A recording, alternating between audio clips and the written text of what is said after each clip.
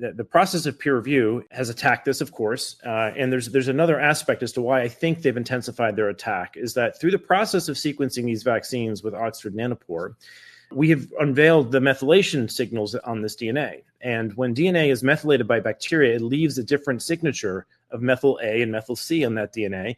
And that signals to your cells that that DNA is foreign, and it triggers an interferon response through a pathway known as C-gas sting. We can now see that the DNA that went through these plasmids at Pfizer are methylated in this manner, which means they're hyperstimulatory to the C-gas sting pathway. So we published this preprint, and the attacks intensified.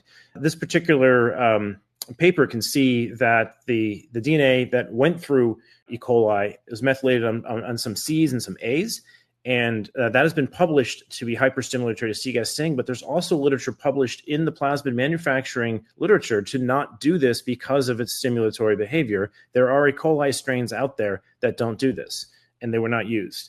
So when they switched from process 1 to process 2, they did it very hastily and used the wrong E. coli strains.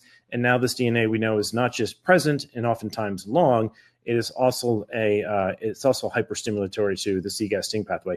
The C-gas sting pathway I like to draw out because a lot of people will point to integration as being a risk, which may in fact be true. We don't have hard evidence of that happening yet. We're very suspicious it is because of the persistence data we're seeing.